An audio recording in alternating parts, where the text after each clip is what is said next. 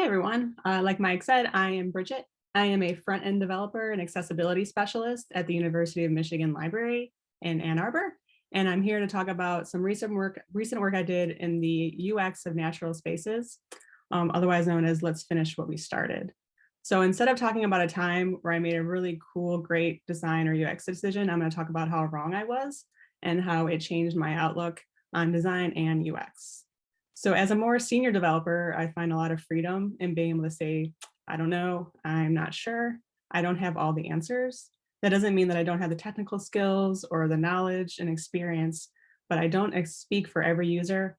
And I especially don't know when I'm looking at new systems. Lately, I've been thinking a lot about systems and how inequitable they are. Most days I work on broken or damaged systems, fixing code, remediating accessibility issues. I help build design systems, and I work primarily in a digital space.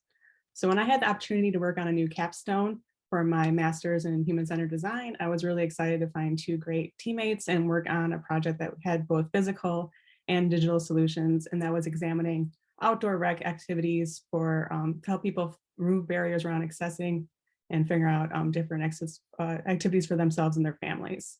So we gave a survey to over 300 outdoor enthusiasts in Michigan, and we heard a lot of great things about accessibility. People were like, yeah, great, this sounds awesome. This is great for my family, for me. But we also had a warning.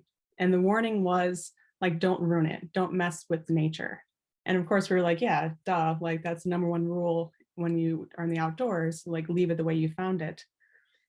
But at the same time, so I talked to a coworker of mine, the amazing Stephanie Rosen, and she helped me look at some more research and theory on the outdoors and nature. And that was my sort of oh crap moment. The I figured out how really wrong I was. I was thinking about outdoor spaces and nature in the wrong in the first place. How do we think about natural spaces? We feel like it's this untouched wilderness, this great outdoors. We live in pure Michigan. The people that we talked to thought about the same way. They're thinking about the grass, the water, but they weren't thinking about the fact that also the natural environment is a built environment, an environment that we have all built. And so this quote by Alison Kafer really sent me on my way for the journey for the rest of the project. So this is also our nature: concession stands, bathrooms, trails, the playgrounds and the beaches and the campgrounds. So it isn't really fair to stop now and say, hey, like you can't touch the things that are there. Why weren't there enough handicap spots to begin with? Why is it okay to have an ice cream stand on the beach, but it's not okay to have trails that are accessible for more people with different like levels of abilities? Michigan DNR has done a lot to add accessibility to the state parks, but there is still a lot that we can do within this existing system. So we have accessible beach pathways or kayak launches, but also there's no place to park or no accessible ways to get to these things. Or sometimes the sand may cover the pathways, or you can't turn your chair when you're on a certain path. So this is where we can finish what we started. It's really tempting to build exciting new designs, and especially in the accessibility reign, but it looks great in our portfolio, but that's for you. It's not necessarily for the people that are using these things. So there's these three things that I wanted to talk about today on how to do this. So to be open and get uncomfortable, know your power and challenge yourself.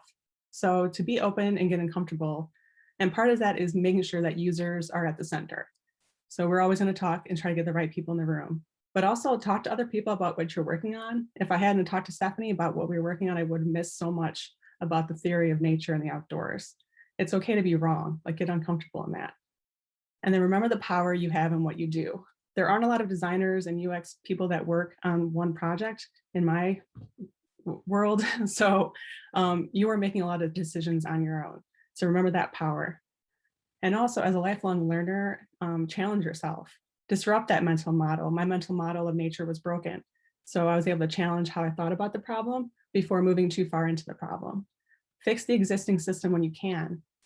Don't make new things unless you really need to. And if you do build it new, make sure that you build it right from the start, because this is your chance to be inclusive and equitable and sort of cut off some of the mistakes before you even get there. Yes, so if anyone would like to hear more about the accessibility and the solutions that we did for our capstone project, you please get in touch. And then I'd like to thank my co-researchers that are on here. And thank you everyone at UX Ignite. This has been really great.